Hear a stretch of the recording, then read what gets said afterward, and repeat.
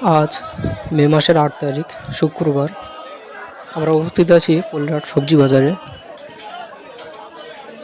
পোলেরহাট খুচরা সবজি বাজার অর্থাৎ পোলেরহাট পাইকারি সবজি বাজারের সম্মুখে যে খুচরা হাটটি আছে সেখানে। যদিও পোলেরহাট ৩ মাথায় অর্থাৎ পোলেরহাট পুরনো পাঞ্জাব ব্যাংকের সামনে যে সবজি হাটটা প্রতিনিয়ত হয়ে থাকে, রেগুলার যে হাটটা হয়, সেখানেও আপনারা সব রকম সবজি, মাছ, মাংস সব কিছু পেয়ে যাবেন। ঠিক তেমনই এই বাজারটাও সব কিছু আপনারা পাবেন। এই বাজারের বিশেষত্ব হচ্ছে এটি সপ্তাহে ৩ দিন করে বসে, অর্থাৎ সোমবার, শুক্রবার এবং বুধবার। তো আজকের আমরা হাজির হয়েছি আজকের শুক্রবার। পুরো বাজারটা ঘুরে আপনাদেরকে দেখাবো এখানে কি কি পাওয়া যায়। আপনারা চাইলে আপনাদের সাংসারিক যাবতীয় জিনিস, কাঁচা সবজি, আলু, পেঁয়াজ এবং বিভিন্ন মশলাপাতি থেকে শুরু করে সব কিছুই, মাছ, মাংস সব কিছুই পেয়ে যাবেন এই একই ছাদের তলায়।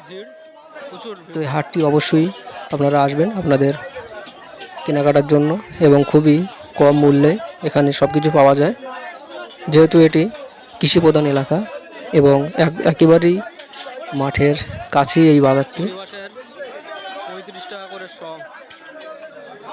বিভিন্ন ধরনের মাছ, দেশি এবং সামুদ্রিক উভয় ধরনের মাছ এখানে সুলভ মূল্যে পাওয়া যায়।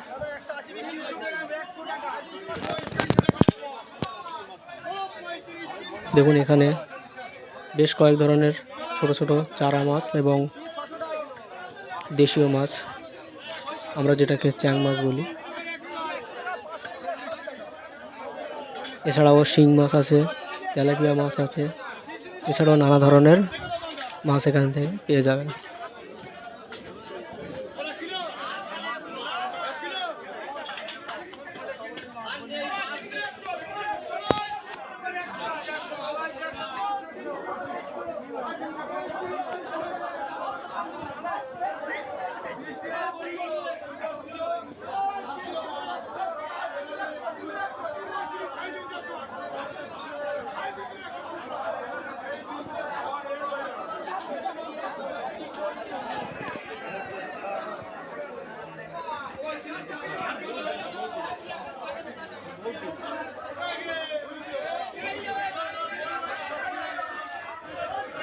কত ধরনের মাছ এখানে বিক্রি হচ্ছে, দেখলে মনে হয় যেন সবটাই কিনে নিয়ে যায়। খুবই কম মূল্যে আপনারা এখানে বিভিন্ন ধরনের মাছ ক্রয় করতে পারেন। অবশ্যই প্রতিদিন বাজার ওঠানামা হয়, তার নির্দিষ্ট কোনো দাম আমরা জানাতে পারলাম না। আপনারা অবশ্যই যখন আসবেন তখন দরদাম করেই সবজি এবং মাছ, মাংস যা কিনবেন তা দরদাম করেই কিনবেন। তো বাজারে ঢোকার সম্মুখেই প্রথমে বিভিন্ন সবজির দোকান এবং বিভিন্ন মশলাপাতি আপনাদের নজরে পড়বে। সেখান থেকে অবশ্যই দরদাম করে আপনারা কিনবেন পুরো আপনাদের প্রয়োজন মতো। তো এই ছিল আজকের ভিডিও, আজকের প্রতিবেদন।